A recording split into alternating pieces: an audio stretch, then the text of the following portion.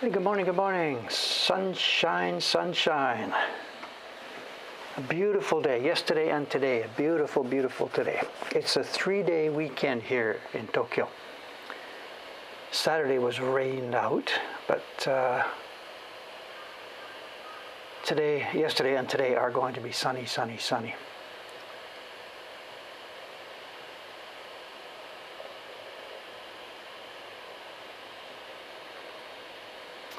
Sunny, sunny, sunny. And we have activity going on. I'm not sure what's going to be happening today. Today's a holiday, actually. But I just ran in and sat down. The crew outside has just disappeared and gone out of the frame. They are making a movie here on this street starting today. They've given me the schedule. It's going to start today and it's running until October the 1st. The filming schedule is on and around this street. It's a Japanese company making a movie, and it says for presentation at International Film Festival sometime in 2022. It's nothing to do with me. I won't be in it. Nothing to do with me. Nothing to do with me. They have their own staff. It's some quote famous unquote Japanese movie stars. I don't know the names yet. They didn't tell us names of all the people. If I hear anything about it, I'll let you know. And it's the part of the story they're focusing, or the action takes place in and around the antique shop, the shop that we were. I can take this off now. I was talking to the staff outside. The action takes place in and around the antique shop next door here. We saw the roof of that yesterday, the rain beating down. That's the roof of the antique shop. And they've promised not to bother us, and I'm worried about bothering them, whatever. I've got my camera outside. They don't want to see that, but it seems they're okay. The schedule, it says, for today is they're going to shoot at Sensoji Temple, the pagoda, and in and outside the antique shop today, starting at 8 o'clock and going to 10 o'clock tonight.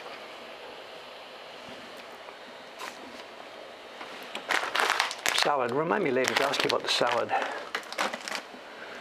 Okay, it's surgery today. It's a surgery. I know, won't they object to me filming? I'm not filming them. There's nothing going on. During the time when their actors are here doing some dramatic scene, I shouldn't be filming, and I won't be, of course. So.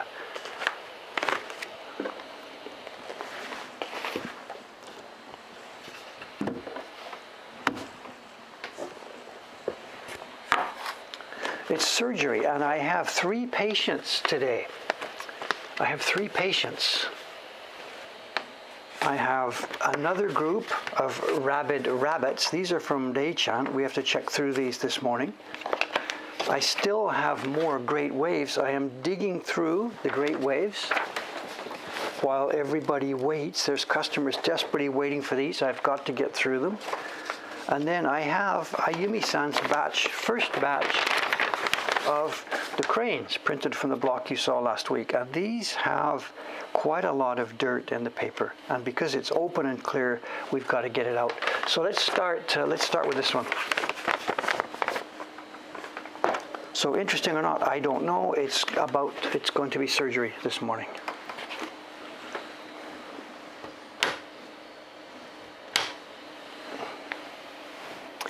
The air conditioner, they have discovered this, and it is big trouble, and I am just hoping, my fingers are crossed, I'm hoping that the movie crew is going to go over to the shopping mall, the Rocks Mall, and say something to those people, or try and get it stopped, or try and get it turned off, or anything. This morning I was chatting with her outside. I was trying to show her, here's my camera, what's going on? She says, no problem, no problem, no problem. And as we were talking, it goes, and she looked around, and I said, welcome to this street. I told her about this. So I'm hoping that with the power of this movie company, they can go and do something about this. Maybe. Who knows? Who knows?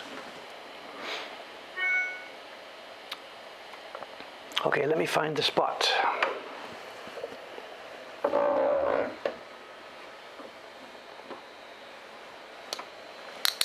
Excuse me a minute while I find the location here.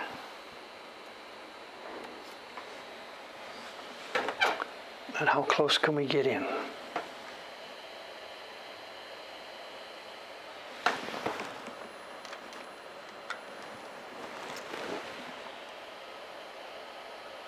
Looks like we're okay. We can get up pretty close, I think, this morning. All right, let's try that. Let's try.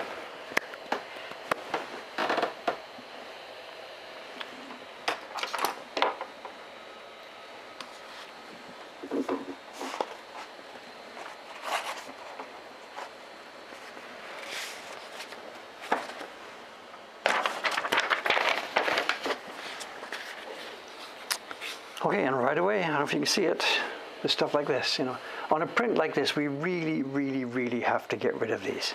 It's not fair to send them out to people looking like this.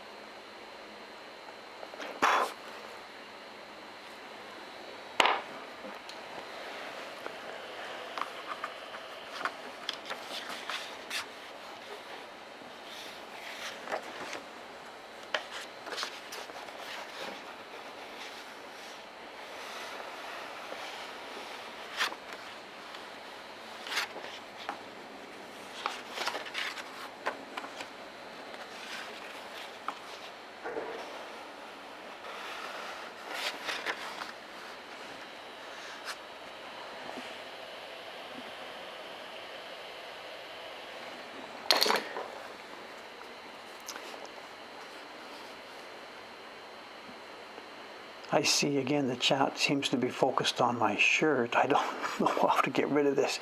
And that reminds me, on my list of things I'm supposed to ask you about today, there is something else here that I have to bring up, but I'm not quite sure I should or could or want to talk about it. I know during the stream the other day, it was not last stream, it was maybe 2 streams ago, there was a delivery here. And the guy dropped the package in, and I remember the stream talking about it because I didn't know the guy's name. He's an Amazon driver. So I said something like, thank you, Amazon Sam. And I guess people on the stream thought that was kind of funny, whatever, okay.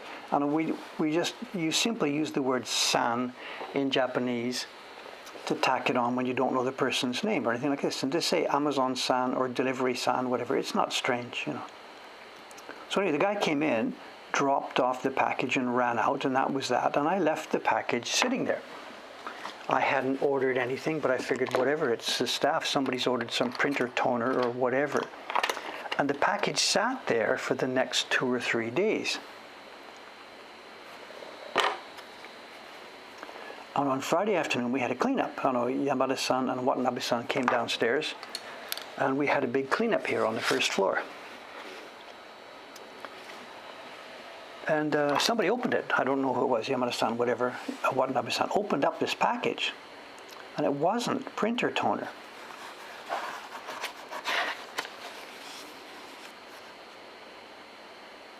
Hang on a second, some of this, I gotta be careful with this,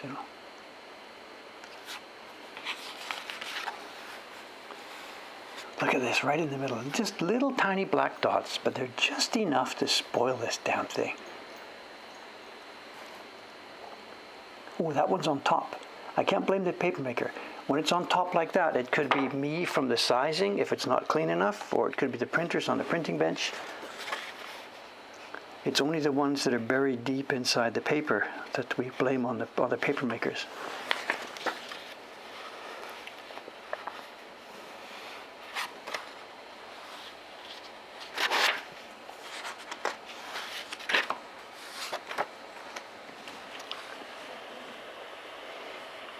Oh, sorry, the box. Yeah, the box. I know, I'm losing it. Inside the box was a pair of jeans. And it said, there was a little folder that said, a gift for you. And then there was the Amazon paperwork, all in Japanese. This is from amazon.co.jp. Sent to Mokuhankan-sama. Doesn't have my name on it. Sent to Mokuhankan-sama. And it's comfort, straight fit, stretched jeans, men's light blue, waist 31. And Yamada-san passed it over to me and says, like, whatever. So I thought, jeans. And quite often Sadako, my lady friend, she every now and then will get me a pair of jeans, usually on my birthday. And it's really not my birthday right now. So anyway, so I wrote her an email saying, oh no, not really sure, but thank you very much. And she wrote back, she called me Skype and said, what? That wasn't me.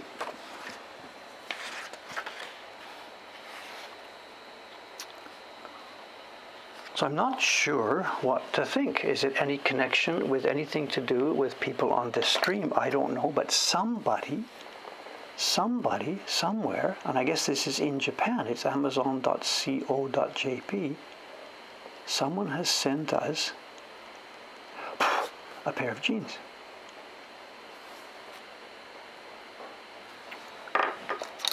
And no name. It just says, inside it says, a gift for you. Oh, look at this. Look at this, look at this, look at this. I mean, this is why we have to do this. You know, imagine you got this print. It's so cool to show. Look at the crane, look at this, and then bang.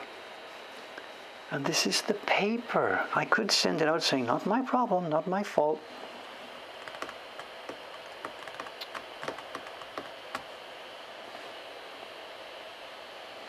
I guess so. I suppose I had been talking. We had been talking about clothes on the stream, that I don't enjoy buying clothes and stuff like this, and I really don't know what to say. If it's somebody in the stream here who has done this, I have really mixed feelings. Of course, thank you is one feeling, but the other feeling is like I'm a big boy. I should not be in the position of people, helping me out to buy clothes. So I have very mixed feelings about this.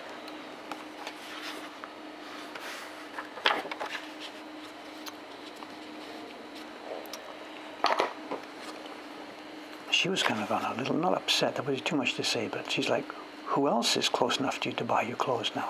Like she's, look at the size of this thing. Look at this. Look at a piece of that. That's bark. It's just straight up bark.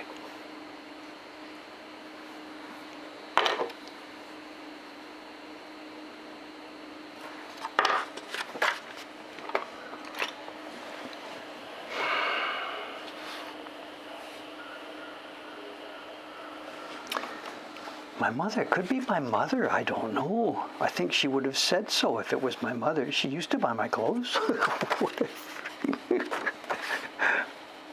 It could be, I guess. Are you here, Mom, today?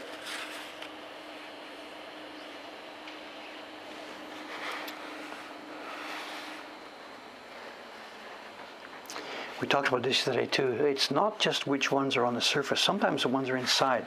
There's sometimes chitty bark that you can't see from the top, but when you hold the paper up and you look behind it, it shows up. And a lot of people are going to be putting these on a white matte background. And if there's bark inside the paper, that shows up. Look at this. Come on.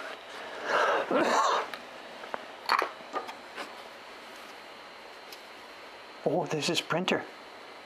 This looks a bit like gray.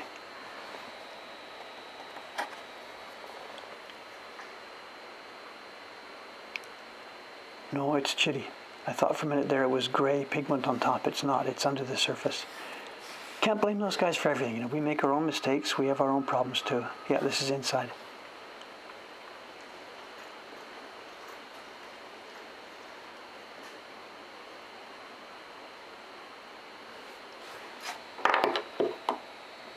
This one, it's a stain. It's not a piece of chitty, it's a stain. It won't be easy to get this one out. Maybe we can't get it all out, but we can just reduce it a bit.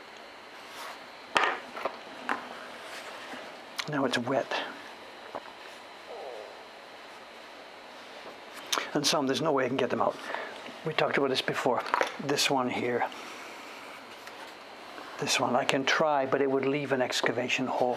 It's a long, long piece of bark, and it goes inside with threads, long. So the main piece of it, I could chop it out, but it would leave a long, thin scar. So this one's going to stay. There's nothing I can do about that. And the shipping ladies, they will either ship it or they will put it aside. They'll take there.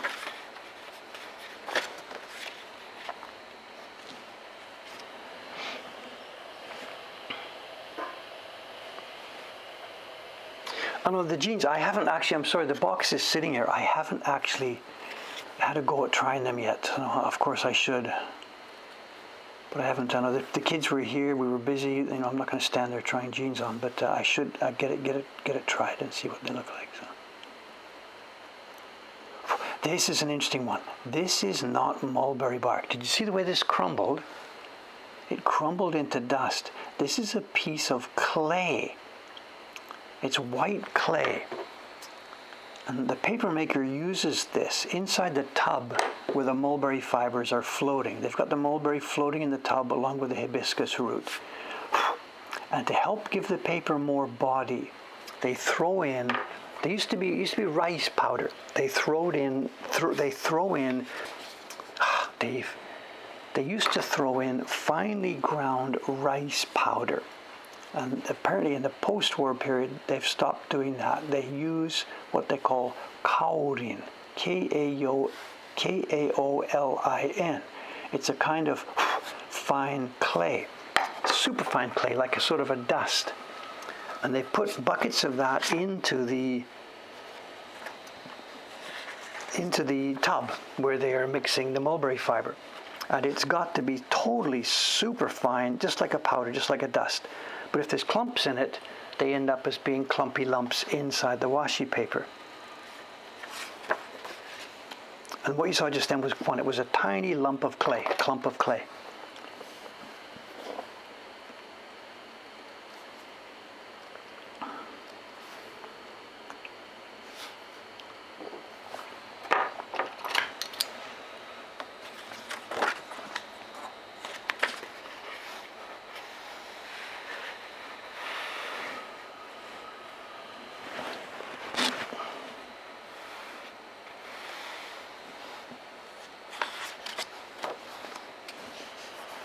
Porcelain, somebody knows something about that? So kaolin, Kaolin, I don't know. And this is another one of those big question marks, how much the manufacture of our washi paper has changed since the old days. When I asked Iwano-san about this, I said, look, you're a living national treasure. Aren't you supposed to be making paper pretty much in the traditional way? And he says, we are making it in the traditional way. Like he's the 9th generation and they've been dumping that stuff in for generations, he says. But clearly in the old days it was rice and now it's clay.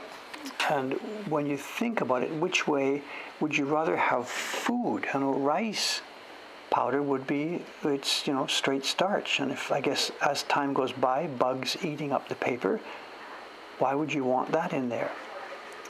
And his point was that the clay is inert in that sense. No bugs are going to be eating that.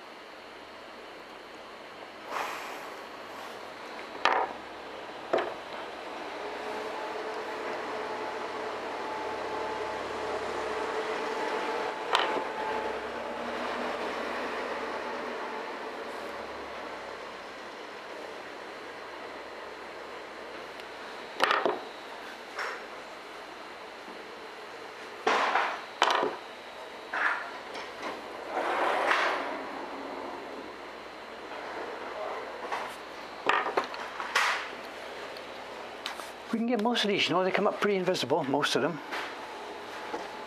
I don't get them all, sometimes I lose. It's the engine off guy, yep.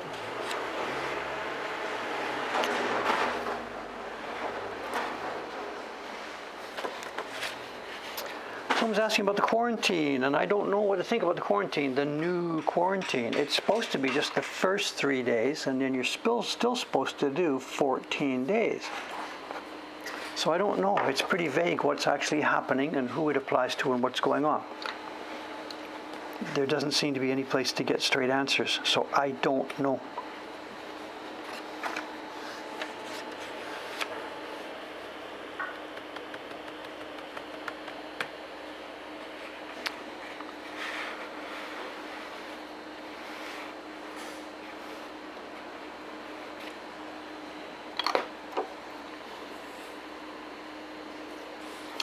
That reminds me too, something I was supposed to ask about today. I did actually I read through the chat to the last stream. And I came across something in there that I was a bit disturbed with. I think I had maybe screwed up on the last stream. When I was doing the sizing upstairs, we were talking about that, the German DJ guy who came in on the 3-day quarantine in a super expensive hotel, whatever. And I guess I was talking about that for a few minutes. And it seems that in the chat the other day, somebody, just at the point where we were talking about that quarantine thing, somebody said, this stream is no good, it's too hostile, I'm going to leave. And I hadn't noticed that or something at the time. And I sat there and looked at that and thought, gee, I don't know. I hadn't thought that this stream was really sort of hostile or anything. But did I complain too much the other day about this? I don't know.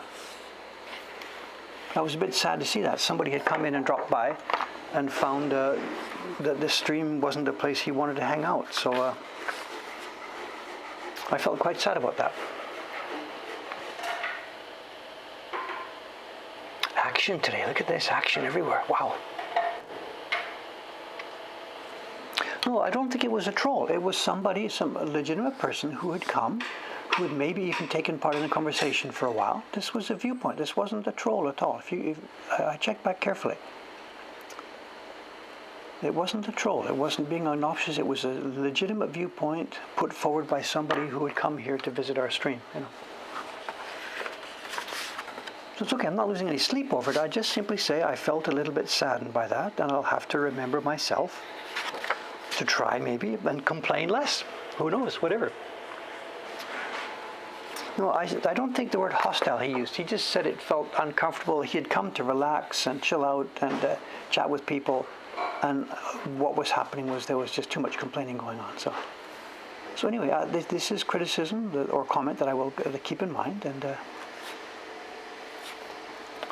try and remember not to turn into a grumpy old man, or try to avoid turning into a grumpy old man. So.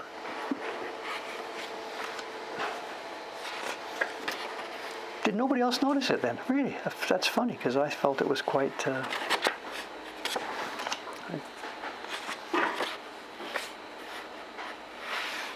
There's more. Can't get this either. You've seen the pattern here. Those ones that are the little black dots. The black dots, the dirt and stuff, I can easily get out. Stuff like this I can't, and it might be difficult for you to see. This one's brown. It's an actual piece of brown bark, and if that's all it was, it's okay. But I can see it. It goes up inside the paper and around. And maybe, we can try this actually, if I cut it,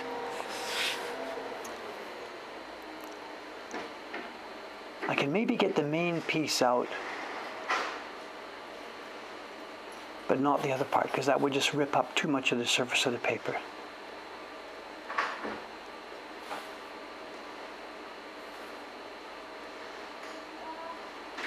Here it comes.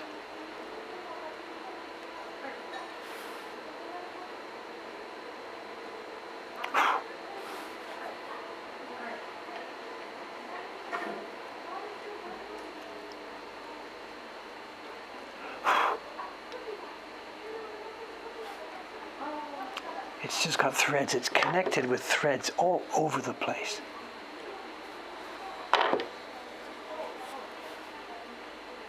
I think we're okay. Bingo. Look at that. Ooh. And no one will ever know,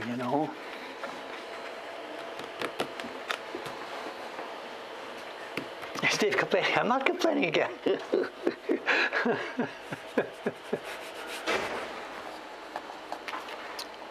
Now again, the artifacts, we do not do this with every print that we publish. We are doing this recently now with prints that have a strong, white open area. We certainly don't do it with everything. It's impossible. And again, I'm probably these days doing it more. Every time we look at the old prints, in fact, remind me, when we're looking at the show and tell today, remind me, let's see what level of chidi and what level of bark is in the show and tell prints. Let's check that as a comparison.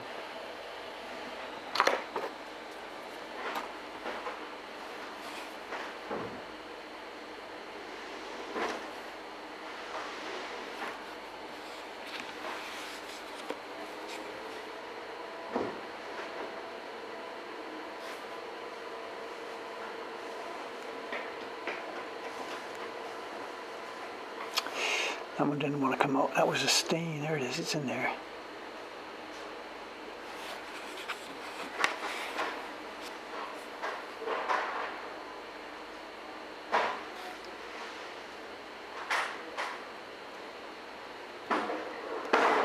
There she is.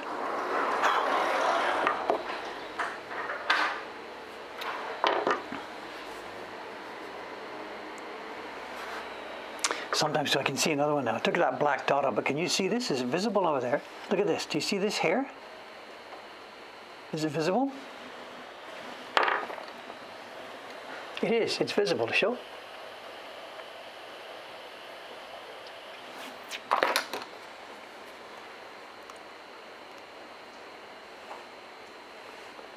Bingo. What a way to spend my time.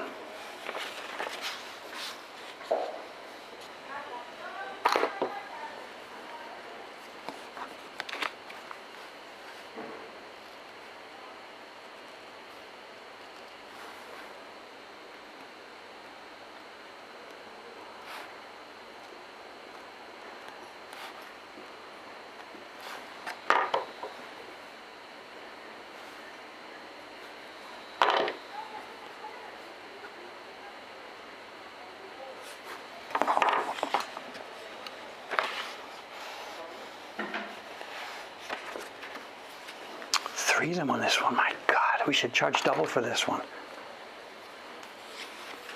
Look at this.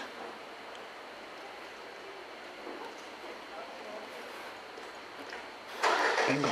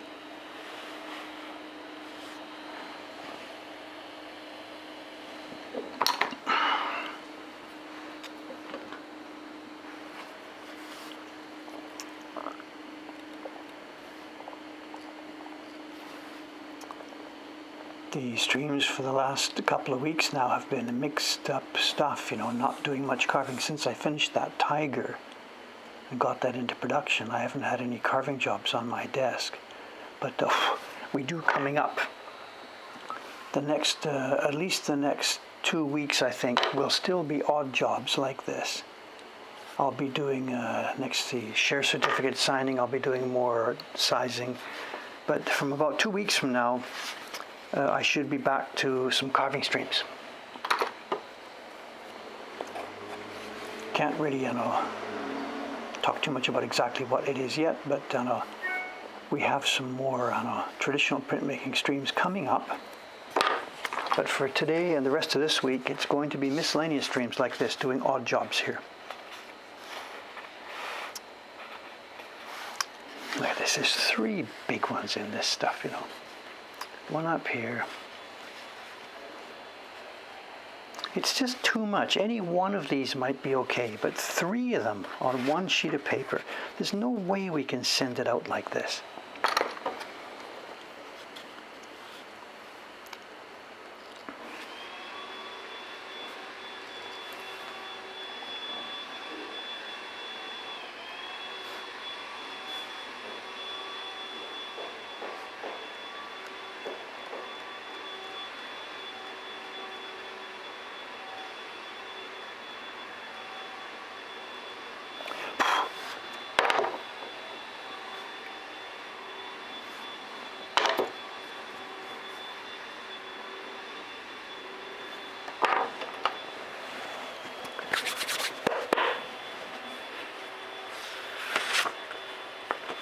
people are, am I complaining again? I'm just describing what I'm doing.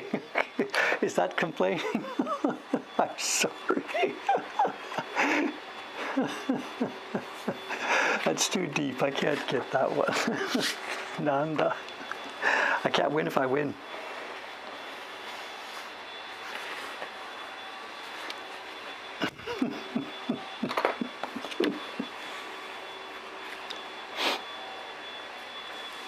Yesterday it was super busy here in Asakusa. The kids across the street, I say kids because they are absolutely kids. There's nothing patronizing about it. They're about like 20 or 22 or 25 years old. The kids who are going to be running the new ninja shop were out there. They're busy. They're decorating. They're putting up shoji. They're putting in furniture. I can see through the window now. There's a sword rack inside the shop. I still have no idea what they're going to be doing. And you can see it. It's the right-hand side of the video here outside. The right-hand side of the screen here. Let me pop it up. Just behind the yellow cone there is what used to be the real estate agent, and they're in the middle of renovation. And maybe even by the time we're at the end of today's stream, they will be there getting busy on their work today. No idea. And it's going to be, all I know at the moment, it's going to be what she said, Ninja Taiken, which is ninja experience. But there's no room in that building. You're seeing most of the structure. It's a triangular building. That's the front side. There's the right side, and then they're joined as a triangle. There's nothing there. There's no room to sort of do stuff. And we can see they're putting in furniture. As I said, on top of the back wall there's a display of sword racks with swords in them. And all, plastic, I have no idea what's going on. And she said it's going to be ninja experience. And I don't know. It just looks like maybe there can be a shop there. But I have no idea what they're going to do. I'm really, really curious about this now. Another funny thing that happened yesterday. They had these shoji. They've obviously bought old shoji screens. They did the same thing.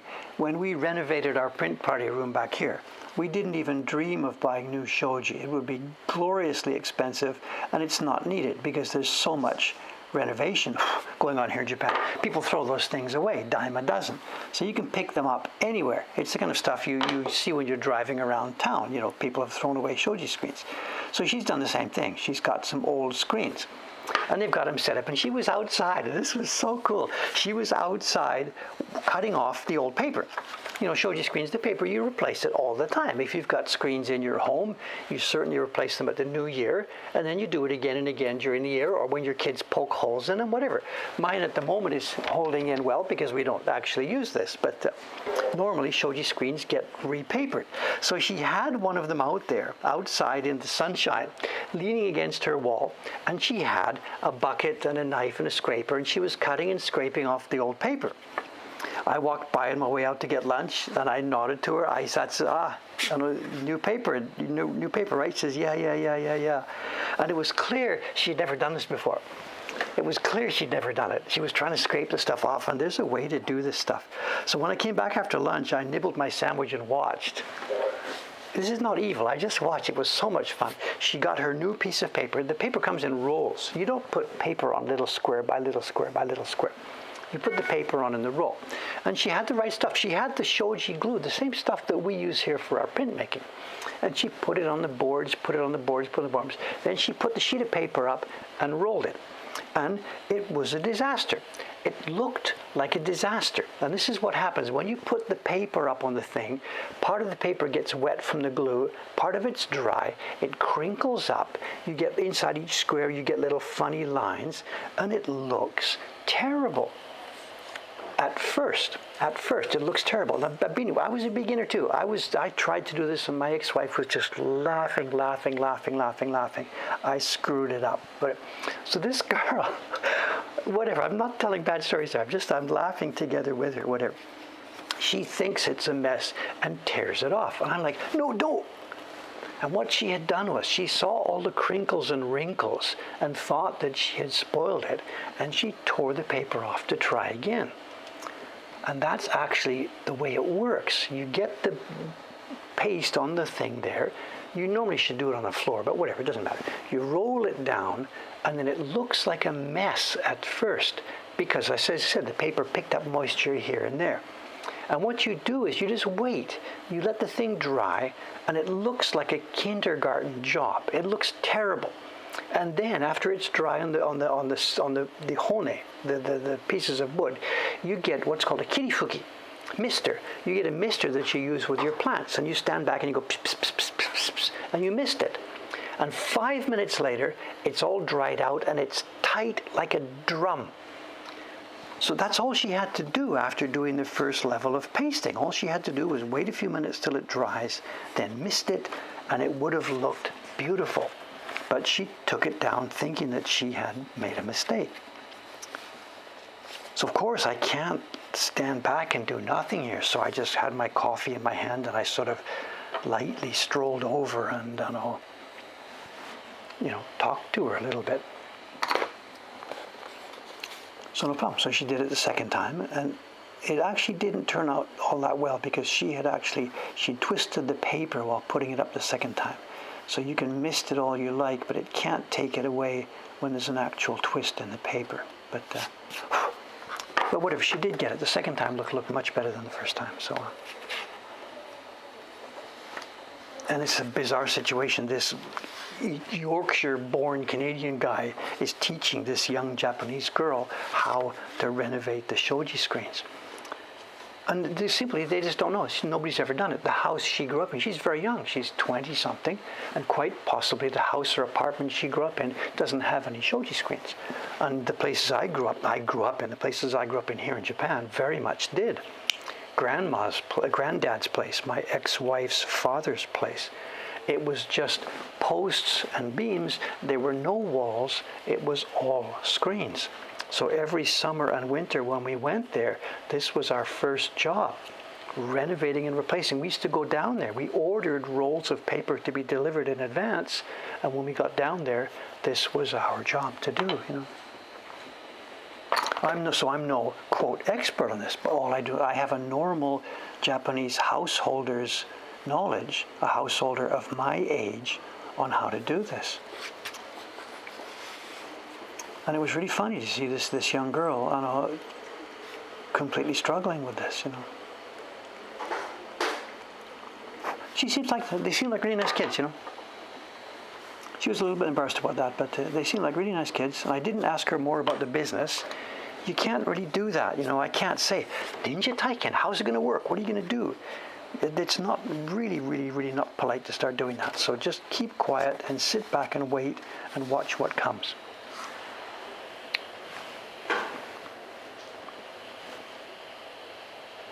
No, I've been in Japan way longer than she has. And like I said, she's 20-something. I've been here 35 years. She's been here, 25 years,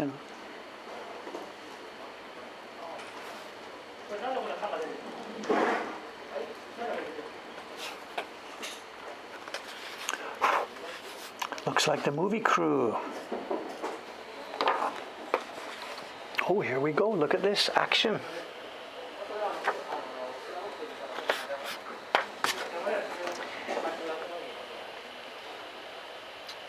You have something more to watch. There they are. Okay, the guy in the middle. The guy in the center left with the cloth cap. He's got suspenders. He's the owner of Hotaru-do. It's Isamoto-san.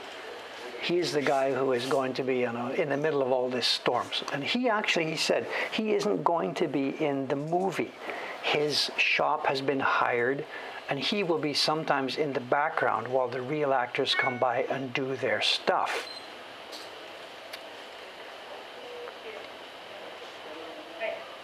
So I don't know, this is going to be, the things are what they are. Again, whatever, I'll just leave it, whatever. We'll put it aside, so. Something else to watch.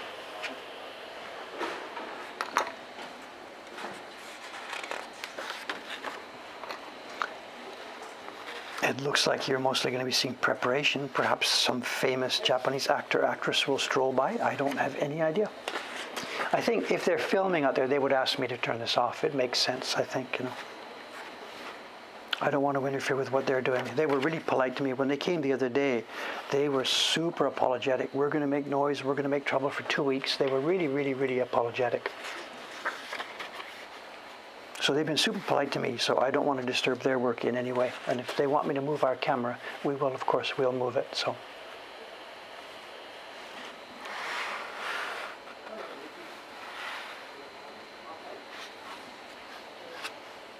The producer lady, and it's a young lady, Kaneko-san was a producer. I talked to her this morning. She came to say hello in the morning. And the noise, the air conditioner noise, I asked her about it. And she said, actually, it probably isn't going to be too much of a problem. And I guess what happens when you make movies, there isn't much of the actual sound from the real life left in a movie. When they make movies, they do their filming, and they do audio, whatever, but a huge amount of the audio is something that comes in later. So I guess it's no problem for her if there is bad sound. They can do something with it later, I guess. I don't know.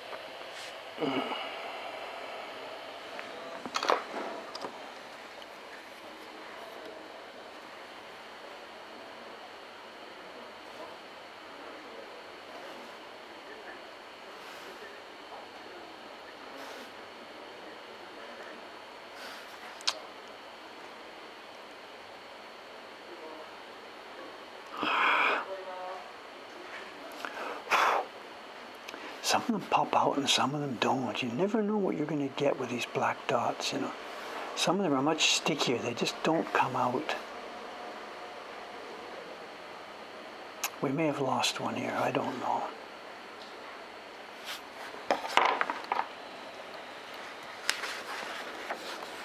I'm not sure. We'll see.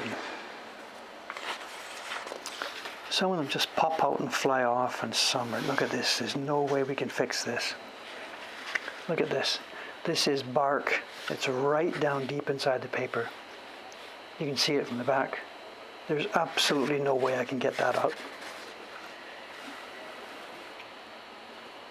Agni-san should maybe have used that sheet for one of her test sheets.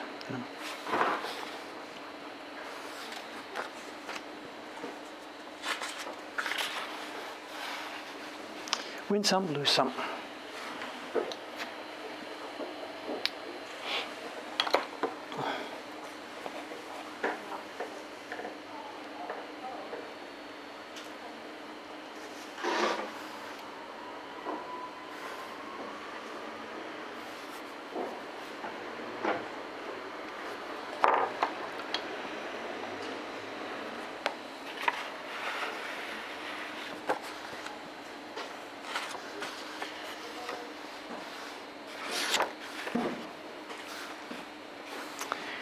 You can laugh, but this reminds me of my own experience in such a thing, The very last year of the Poets series, back in 1998, a documentary crew came to my place over a period of a couple of years.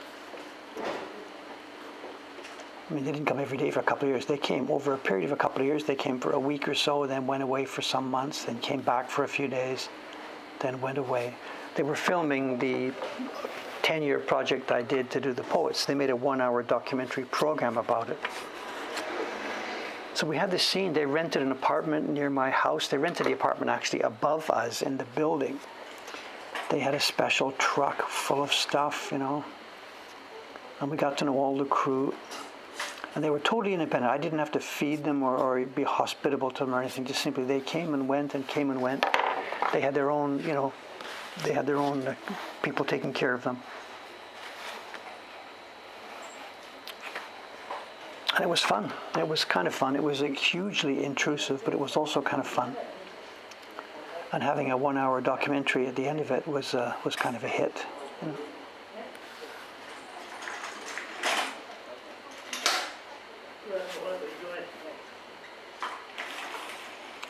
I've got it on tape, but there's no way I'm going to put it on YouTube. And I probably don't have the rights to, even though it's so old now. But I'm not going to put it on YouTube because I don't like what they did actually. But whatever.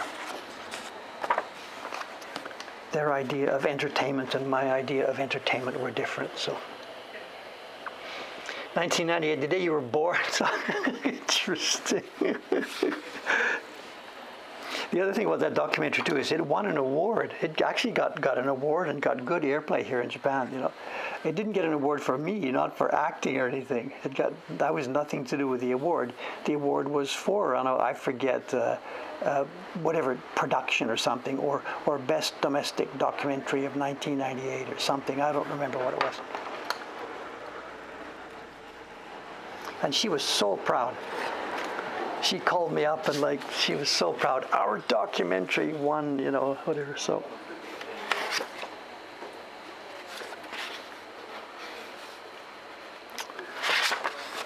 someone's asking, have I seen the Hokusai movie? No. We know lots of people in it.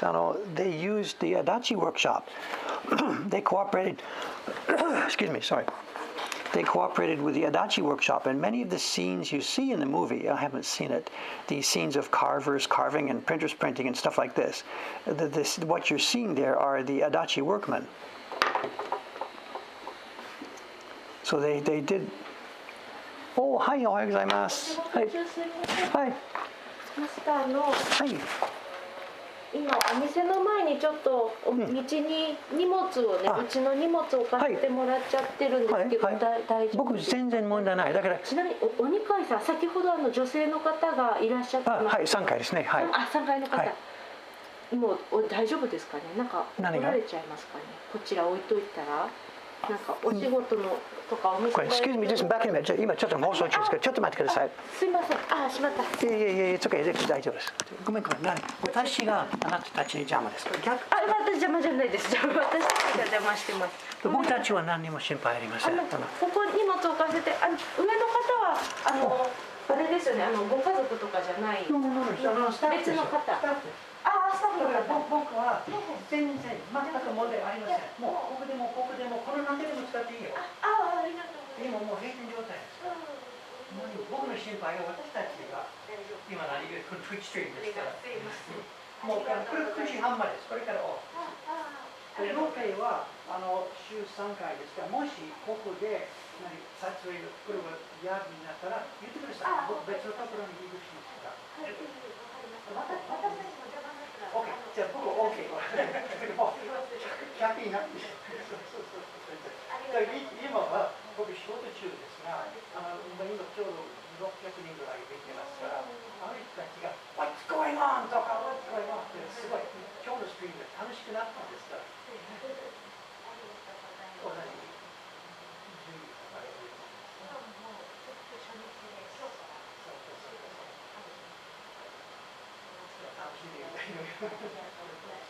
どうも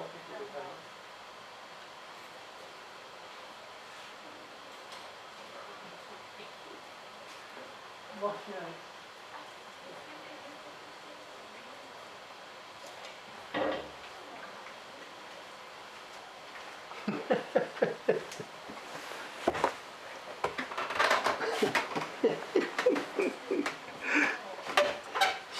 She's terrified that she's disturbing us. I mean, they've got stuff everywhere. There's stuff in the street. They're blocking the street. There's crap everywhere. And she's terrified. Oh my God, that they're disturbing us. And I just, look, you're lucky. There's no customers. We're closed. There's no problem for us. I told her, come in the shop, use the toilet, stack your stuff up here, do whatever you want. It's just perfect timing for us. If this was the middle of a normal September print party season or something, I got a problem because we got millions of people coming in or out. That's not what happened here. They do not want me to star. They want nothing to do with me. Apparently, Isamoto-san this morning, he said the stars, what they've done is, it's quite a well-known Japanese production company doing this. And he said this is their 30th anniversary special production. And because of that, what they've done is they have got their entire stable of talent. So all the stars from this particular production company have been brought in and are embedded in this movie. So I have no idea who these people are. I'm not part of my world, whatever. But so if you know anything about the Japanese filmmaking world, there's going to be a bunch of well-known people who are going to be involved with this over the next couple of weeks. So yeah, she knows we're streaming. I told her. She knows exactly what we're doing. There's, what we're doing is not interfering with their privacy.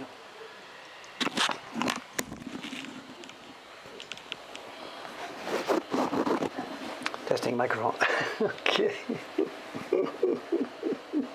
So a movie full of cameos. There's the 2 or 3 stars, and then apparently everybody else in the studio is getting into this thing. So yes, so people in the know will know what's going on.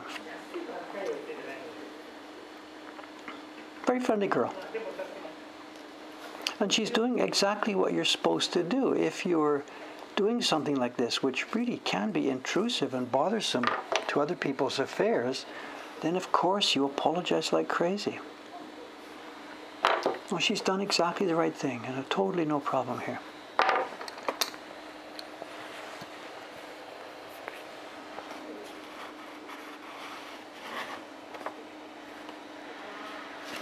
We've got one here that I can't fix. Do you see this here? This could have been, it's a white spot in the sun, and it could have come from one of 2 things. It could have been there was a slight defect in the paper. Maybe when they made the paper, a bit of that clay or something was there. Then when Ayumi-san printed the thing, the clay part was face down, and when we pull it off, the clay stays behind, leaving a white spot.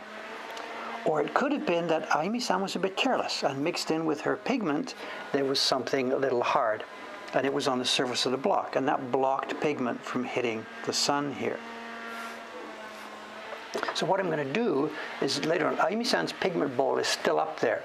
So I'm going to take this print back up to her next time she's in, and I will ask her to give me that pigment and one tiny, tiny little brush. We will just touch that dot.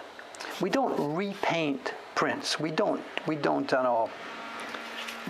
touch up our photographs. But in this case, one tiny dot of the same pigment to fill that hole, that's totally within my my rule of what we can do. We don't paint stuff, of course. We print it.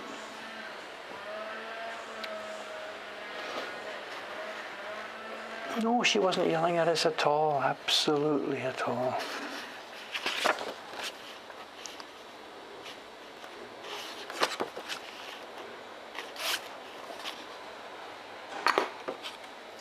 But when she came in, I thought at first, I thought perhaps she was asking me to move our camera because they wanted to catch the street scene, perhaps, I don't know. But no, she said no.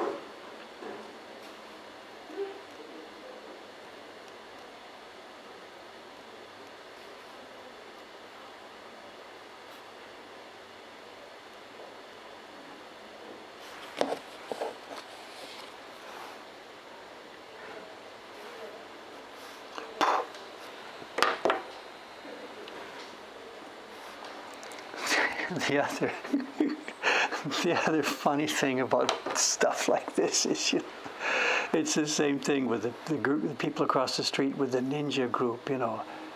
I don't know if I need to be careful about what I say here. I don't know. From my point of view, I'm a bit surprised. This is a crew here making a movie, and when I was younger, whatever, I was a kid, I was a student, I was doing this, and then there were adults in the world who did stuff. And whatever, movies were made by crews of adults, blah, blah, blah, blah, blah, blah. So Dave here sits here, he looks at this gang of people, and honestly speaking, I'm thinking like, they're so young, what are they doing? You know, maybe when they grow up, they can like make movies and stuff. But this is a professional movie crew from a professional company. And of course, it's point of view. Just I've got far enough along the road now to the other end that I look at normal adults and see them as being, these people are just like kids. What's going on? What are they doing with this important stuff, you know? I don't know. I mean, if my mother's listening here, she would just be, Dave, get used to it, you know, whatever, you know.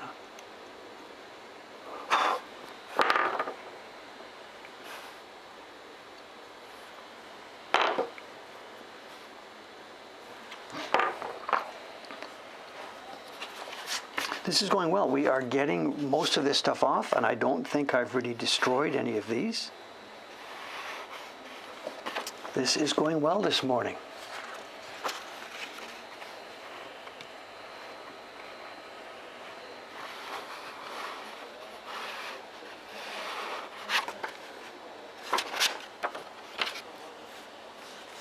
Oh, did I miss one there? Just a sec.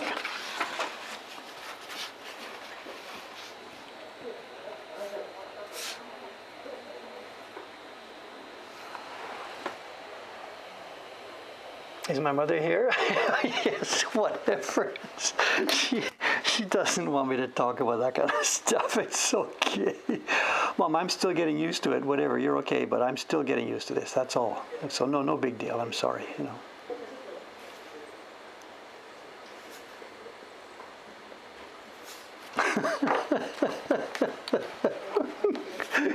And by the way, Mom, how are you?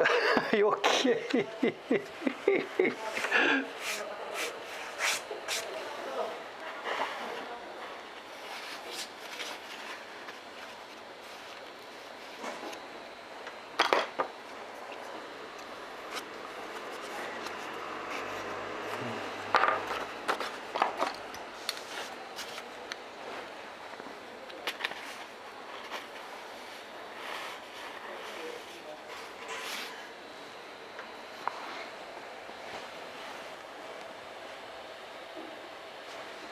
Someone says they've got a year or two on me, but that can be taken both ways. Do you mean you're older than I am, or you've got a year or two on me, you're younger, you're still not that old yet? I don't know.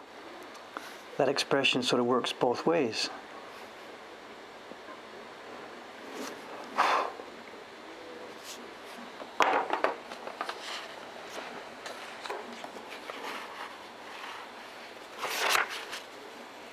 Nanda, nanda, nanda.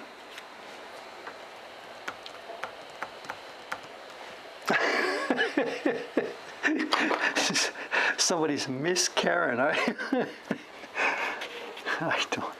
don't know Americanism. Yes, ma'am. Thank you, ma'am. I don't know Miss Karen.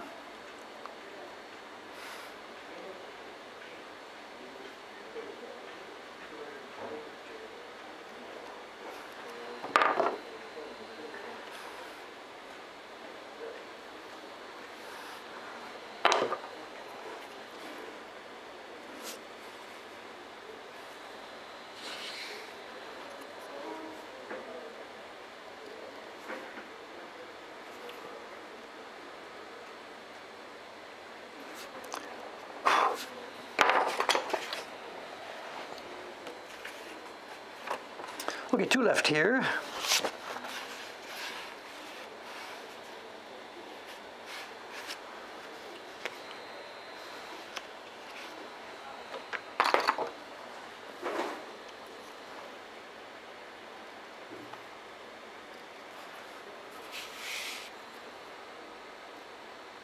Oh, look at this. It's a crumbly one.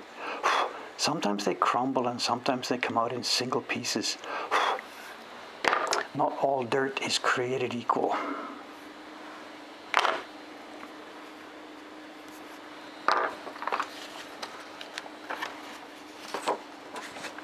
Last one. Whoa, I don't know what I can do about this one.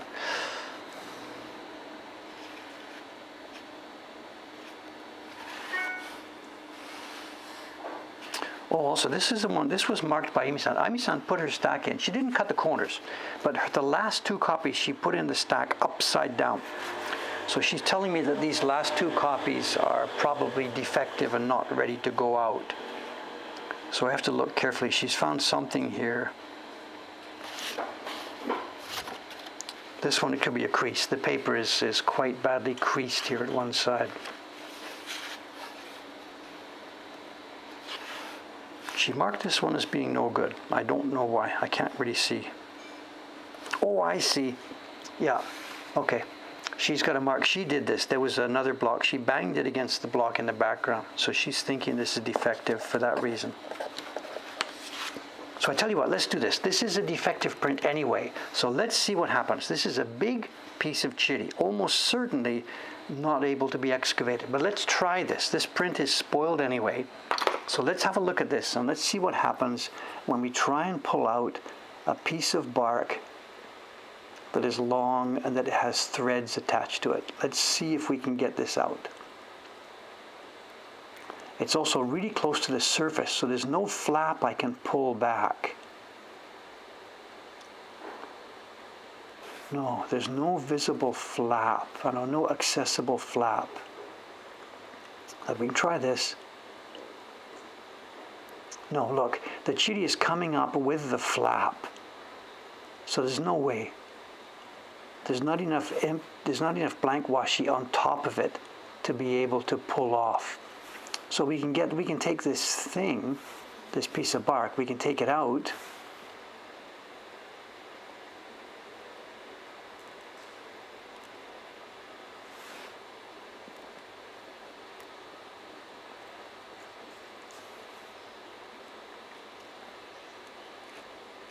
But there's not going to be enough paper left to be able to recover. And this is the point where if this was a more expensive print, we can get some washi fibers. You can do this. You can go to the edge of the print, the part that's going to be cut off later. You can start to do this. You can pull up like this. Pull up fibers.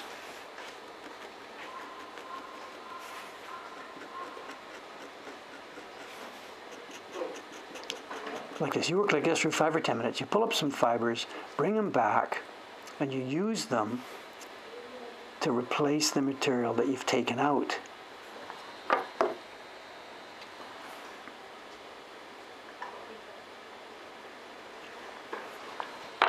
But to do it carefully and invisibly just takes too much time. When you've got a print for X hundreds of dollars, that's fine. But on a little $40 print like this, you just can't do it.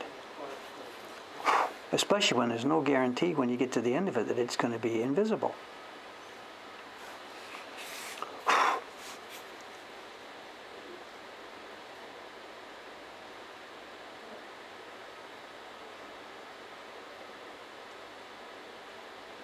Well, actually, having said that as a demonstration of how it doesn't work, we've done it. We've fixed it.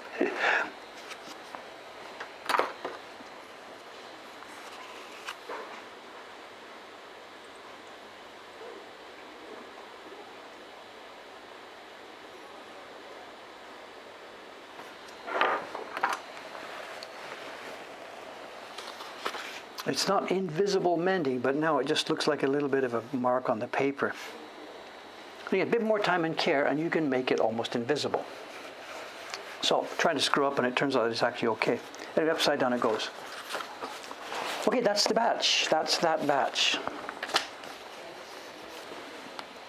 So what is it? An hour's work by me, and it results in a whole bunch more happiness from the customers. And none of these, I think, should be sent back to us.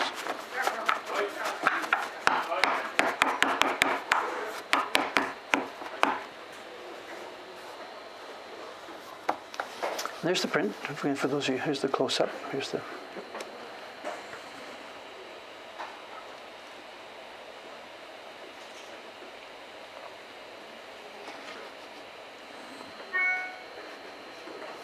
What was I saying about the Hokusai movie and Adachi? No, simply to make the movie, the people who made the movie, they took really care to make sure that the scenes with the craftsmen were really good. If you just buy a bunch of actors and sit down and say, carve some wood blocks, they have no clue what they're doing. It won't be realistic. So they went to the Adachi workshop, the Adachi Foundation, and they paid them, hired them, worked in cooperation. I know nothing about the backstory. I've talked to some of the craftsmen. And they hired the place to show the actual workshop. They must have made some kind of set that looked like an old-fashioned workshop. I haven't seen it. And it's Adachi's workers who were there, dressed in the old style, doing carving and printing. So the carving and printing scenes in that movie are actually real people doing this. I don't know if the actor, like when Hokusai was younger, he apparently trained in a carving workshop for some short time. Maybe this appeared in the movie. So I don't know about that part of it, but simply I was really pleased to hear that they took the time and the trouble. So Suritaro was there. Suritaro was one of the guys that they used for this, absolutely. The man they call Suritaro. Okay, what time is it? 9:06. I don't have a half an hour show and tell. We have a show and tell. Well, let's just continue with the work.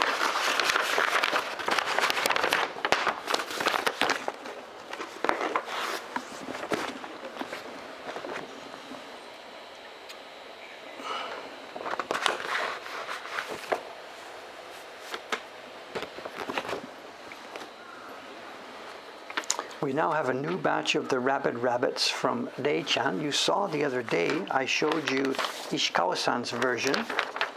She did about 80 copies, 70 or 80 copies. This is the next group. This is Dei-chan. She has come up with some rabbits. And I have to do the same thing because this print is extremely bare. Because it's very bare, I have to do the same thing. I've got to pull out the bark.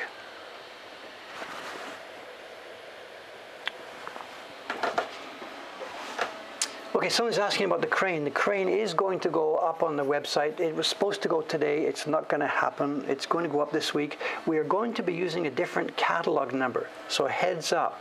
Konigami is linking to the crane, the old version. This one is, because it's a recut set of blocks, we pay royalties separately. It's going to be a new catalog number. So this crane will be a different catalog number from the old one. I don't remember it off the top of my head, but it's going to be an old one. So my job later this afternoon is going to be, look at this thing. This is so nice. My God, this is so nice.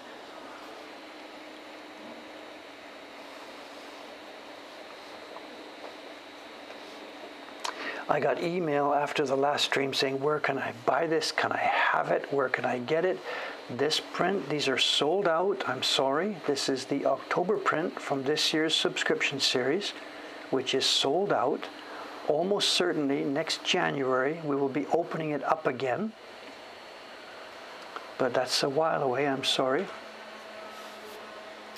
Carving, Hori, Chon, Suri, Rei. And this is the couple from Hong Kong who work for us now here.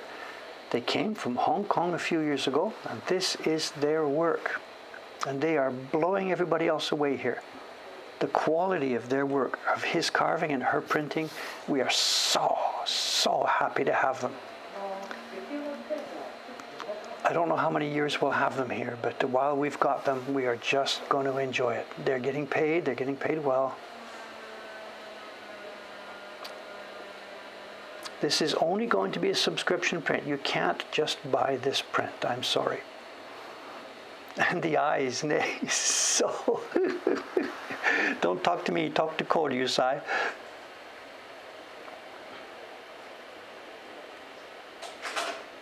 The carver's name is Tsoi Wai Chun. My pronunciation is less, not to be a... I don't think it's a gradation on the ears. I think it's 2 blocks. There's a light pink in the bottom and a darker pink above it. Same on this rabbit. I don't think it's a gradation. No, it's not. It's a light pink with a darker pink on top.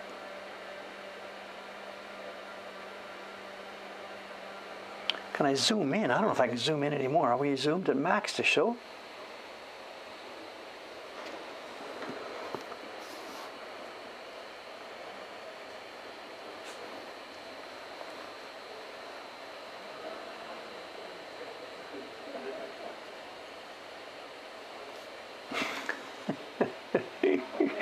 This is so cool, so cool, so cool.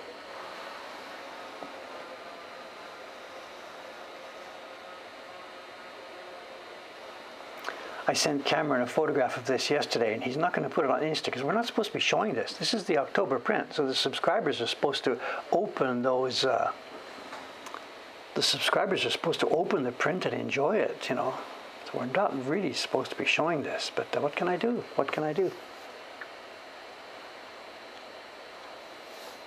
Well, that's a tail. Of course, that's a tail. But I still don't know what the other legs are. There's the front paws, which aren't front paws. They're the back paws. This is the rear paws. The front paws are hidden inside.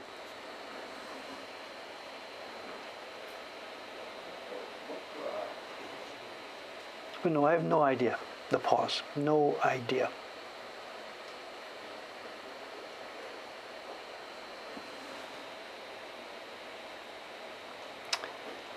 Someone's saying, I'm so jealous of people with money, you know, whatever. I mean, we're all at different levels on this, but I have you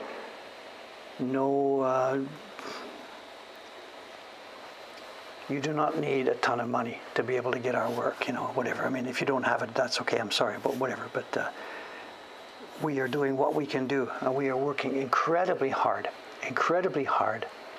to bring super quality prints to the market, to the world, at a super affordable price. It's astonishing, whatever, the quality of what you're seeing here and the price that we actually charge for it, it's just not possible. It's absolutely not possible. Quite affordable. We are stupidly cheap. Stupidly cheap.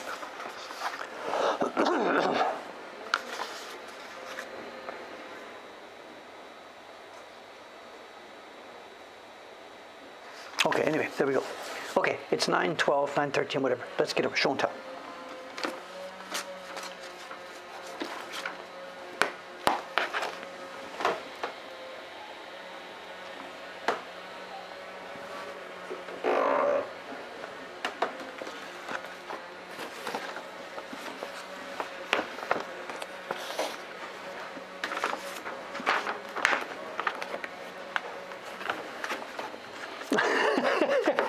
Before she's cut one corner.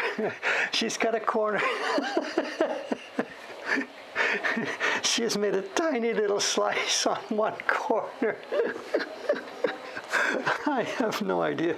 And if I know Rei-chan, I will not, even under the microscope, I will not be able to find what's wrong with this thing. I will have to ask her.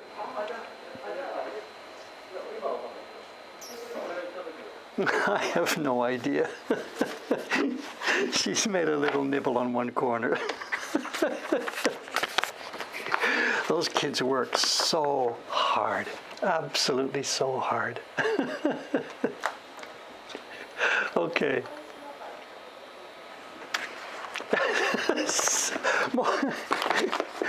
Join the team at Mokuhankan. Come and cut corners with us.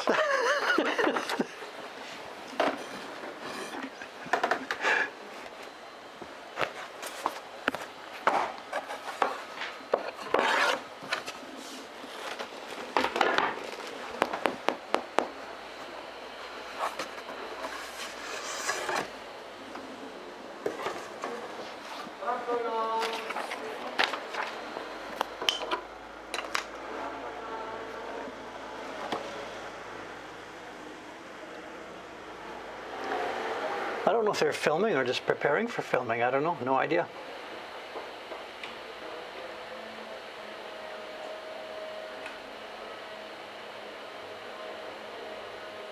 No idea. It's going to be fun today with those things. Okay, show and tell. Okay, this is the show and tell piece that I was going to show you upstairs when we were doing sizing the other day, but I didn't have any time. So show and tell, show and tell, show and tell. I told this is hot goods. I don't know if it's hot goods. I was reading the chat after the stream the other day, And lots of people said, somebody was saying, like, I work for a library and we deaccession stuff all the time, and there's no way we stamp it all deaccessioned. This person said. So you're okay. Said, you got a library book, just because it's got a library number on doesn't mean it's hot. It's probably been tossed out years ago. And somebody else sent an email saying the same thing, that Dave, you have no idea, for a normal library, the stuff rotates every 3, 4, 5 years. Other than like encyclopedias or something. So he said, if you've got a book from the 1950s that's marked as a library book, he said you're 99.99999% it was tossed or sold or whatever. So I don't know. I don't know. This is, what is it? It's Showa, the date is inside, Showa 31. So this is post-war, this is post-Dave. This was made, I was born in 26, this was born in 31. So it was made in 1956. And it says, Ukiyo-e Meisaku Shu, collection of famous ukiyo-e. And this is Dairoku, I can't pronounce that one, it's volume 6. And it's the Bijutsu woodblock, hand-printed woodblock. Arts hand-printing woodblock. Let's have a look inside.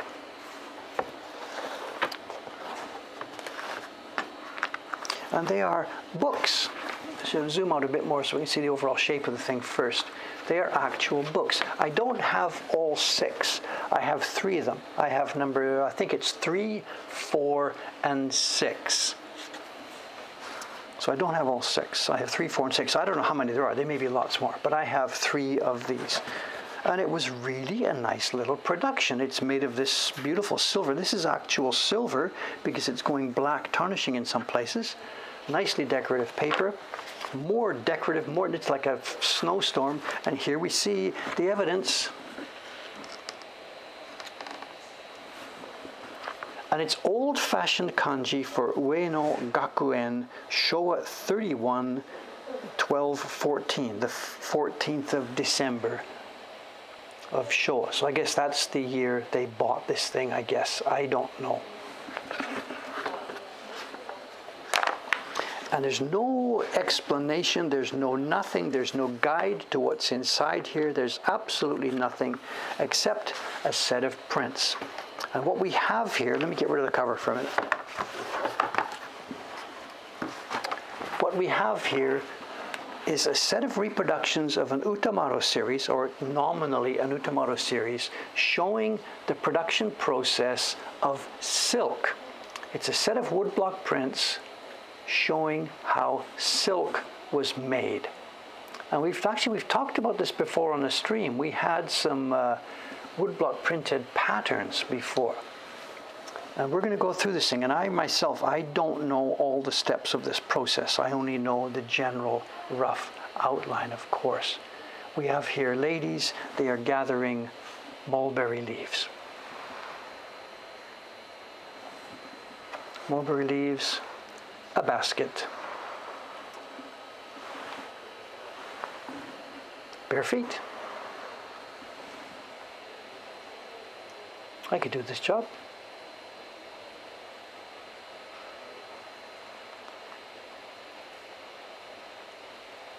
And these were originally, I believe, Oban size prints, and they've been shrunk down here to the Chuban size. And they're pasted into this book, and I'm going to leave them alone because the book itself is made of a relatively nice washi paper. It's probably not 100% kozo. It is starting to decay a little bit. But this is not some terrible production that we should save these prints from. The prints are quite happy to stay here for quite a while. Let's flip through. This is picking the mulberry leaves. And this, we've seen this. This was the sheet that we had here. Remember? The sheet of paper that was printed in blocks that had the eggs. And the eggs are now coming off the sheets where they are laid. The moths lay the eggs on the paper sheets, and then at the right time, the eggs are brushed off with a feather into the trays where the eggs will hatch and grow. So this is step 2, or one step. Step 2 makes no sense to number them, but this is the next step in the process. The eggs have been laid, and they are now being brushed into the trays where they will grow. And I don't know if this seasonal aspect of this has any meaning or not. It looks like autumn. Did this happen only in the autumn? I don't have any idea. Stylized clouds done with aluminum powder. Gaudy, very gaudy. Nothing like that back in the Edo period. They would have used a delicate mica. This is post-war, and it's bling. Time for some bling. Quite unpleasant, actually. Whatever, things are what they are. Here we go. Next step. Those mulberry leaves that we saw being cut have now been chopped up. We have the basket of leaves. The lady is chopping them up, obviously as tiny as she can get it. Bare feet all around. Chop them up, and the leaves are now going into the trays where the eggs have started to hatch. I guess, are we seeing actual worms growing here now? I don't know. No idea.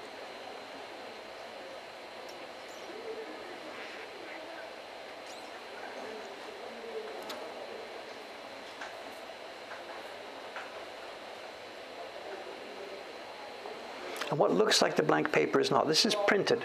The blank paper, of course, is the white. The white of her face is the original white color of the paper. This is not white pigment. This is white paper, and everything else around it has been printed in colors. There's no white pigment involved in these prints, not that I've seen so far. Going later on, I don't know. Even the white here, the white on this is not white pigment. This is the white paper showing through.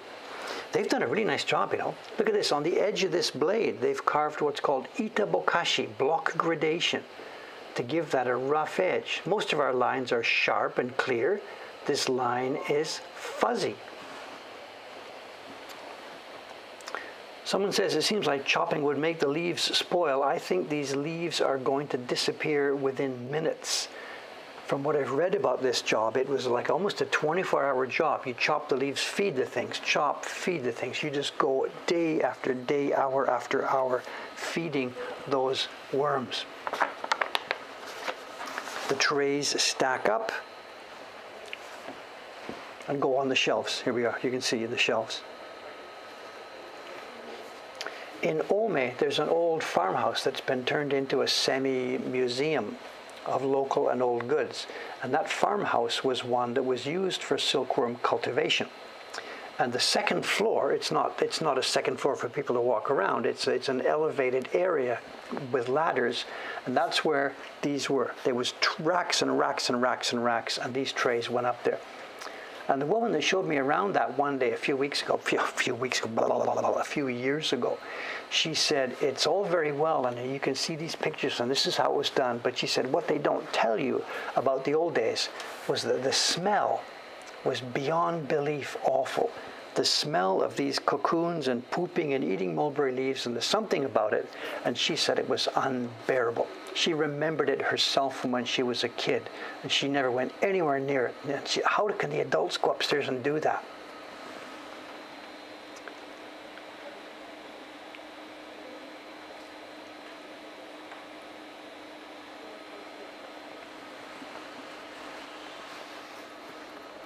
The sound too, I don't know. Was it a chomping sound? Did you hear chomping, chomping, chomping all the time? No idea. There must be video of this. It must be known. There's people still doing this, you know. And I guess now the leaves are getting bigger. Instead of chopping, it looks like they're putting leaves onto the mats here at actual larger size. So I guess as the worms get bigger, I suppose, as the worms get bigger, you don't need to chop the stuff anymore. You just throw them the leaves as they are.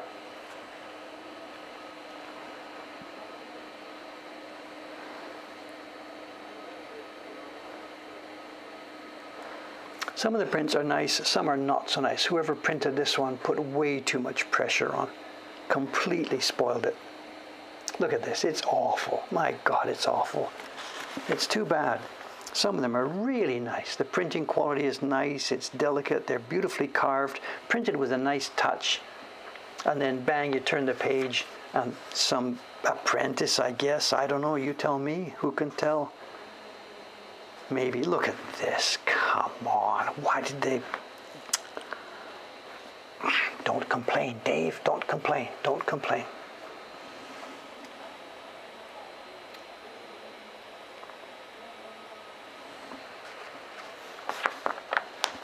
back to a nice printing. And you can see the process. I mean, I can't teach you what's going on about silkworms, but you can see what's happening. This is a manga showing us. And of course, the worms have done their thing. They have done their... Someone says you can't see a difference. Okay, without wanting to belabor the point, though, come on. I know, we're talking about, for example, you can see her eyes. Just look at the delicacy of the lines here. This looks normal. There are thin lines of the nose. You can see the eyes. You can see her expression. It's sort of nicely done. And yet if you turn to the next page, I mean, we can see this. This comes from the printer pressing way too hard onto the paper, using way too much liquid on the block, and everything has become blurred. So the carving is probably just as good, but the printing here, he has just absolutely spoiled it. This should have been thrown away, this sheet. It should absolutely have been thrown away. There is a big difference. I'm not just trying to be a pretentious, oh my God, we do it so well, they didn't do it so well. This is, sort of not acceptable. Anyway, not to belabor the point, let's move on. Right. Here they go, the worms now, this is their last moment of life. The worms are about to die. Or, no, the next one, they're supposed to put them in a bucket. What's going on here? Hang on a sec, what's going on? Oh, we've skipped ahead there. They're interrupting the story. Oh, I know what they've done. Okay, I get it. In order to make this business continue, you can't kill all the larvae. You have to leave some to become adults to lay your eggs for the next time round. So what seems to be happening here is these ladies have got some thing, they're poking these next two prints, this one and the next one, are showing that process. They have selected a couple of cocoons. You are the ones that are going to be allowed to live. And here we go. And there we are. The moths have now flown away, and these, I guess, are the where they're going to get the eggs for the next generation. So it's a bit of a sidetrack in the silk making process. And then here we go. Now they are. The rest of the cocoons go into the hot water and they are boiled and softened up. And at that point, of course, that's when the worms die. They are insects. I don't know. What can you say about it? If you want something like silk.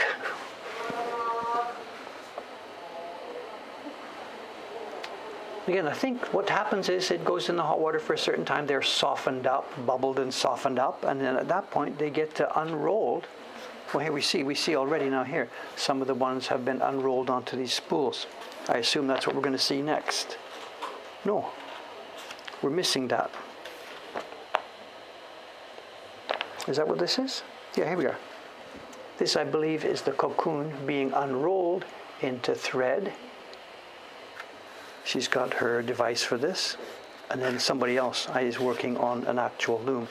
I'm not sure about the process here. I think these have been mixed up. I think this one should have come first, and this one should have come next, because this is obviously clearly now, this is fabric.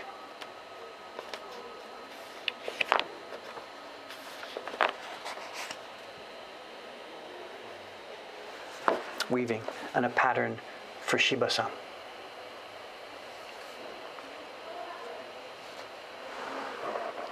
And the prints are nice, the prints are nice. And this was a library book. It was a book in the library of Ueno Gakuen.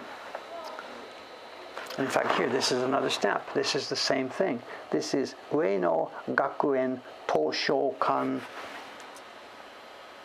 The last one's blurred out, I can't see it. It's Ueno Gakuen, which is the name of the institution, and Toshokan, library. And I can't see what's at the bottom, I'm sorry. Okay, someone's asking, all this work was done by women. I don't know. What we're seeing here are woodblock prints made in the 1790s, and they're sort of a parody.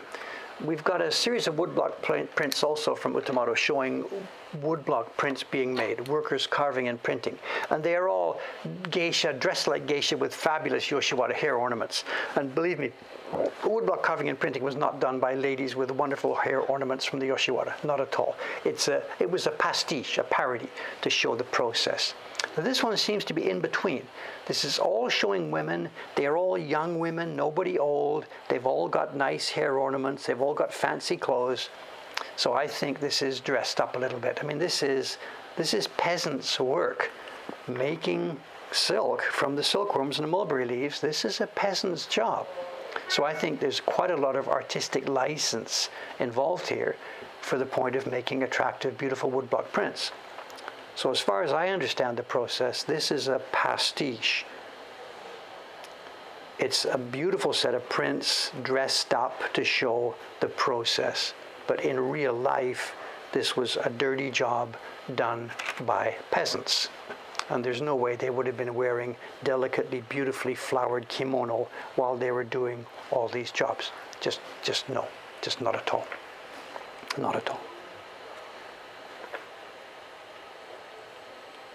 I mean, this is not Yoshiwara. These are normal women. The hair things are the kind of hairdresses or coverings that they would be wearing while doing such work. So it's kind of in between. But again, a beautifully flower patterned kimono while you were doing this job. No, she would have been wearing her mompe, her pants. It's a pastiche. But a beautiful set of prints. I looked up yesterday after we did the cancelled show and tell the other day. I went back to my to my records, and I bought 3 of these. There's 3 of them that we have, and I paid just over $300 for them. So I paid just about $100 for this book. This is, of course, not going in our shop for sale. This is part of our collection, and we will at some point eventually photograph it and get it up. And I don't think I'm going to go back to the library. I think I'm going to call it here. Enough time has passed, I think. It's easy for me to say, I didn't steal them, but hot goods are hot goods no matter whether you stole them or not. But given that 75 years has passed, I think we can keep these. And also, especially given the fact that we are going to put them online and talk about them and show them, whereas if they did go back to the library, it'll sit in a box and nobody will ever see them again. So I think that's where I'm going to call it. So there may be people out there who feel I should be super honest and go back to the library. I'm thinking 75 years is enough, especially because they've come to a place now that's going to protect and preserve them. So we'll see. There are different viewpoints, and I understand that there may be people out there who think that's not a good thing, who think that is a bit unethical. I don't know. When I bought them on auction, I didn't know. The guy didn't say this, of course. So I just bought them as they were. So we'll see. There's 2 viewpoints on it. And at the moment, that's where I'm going to sit. So it's something somewhat adverse possession. I don't know anything about the legal aspect of this. When I'm thinking about an issue like this, I myself would rather just think about the moral aspect. What the dots and T's of the law says, I don't know. The law is the law. We should follow it normally. But there's also common sense times when we behave when what seems to be, whatever.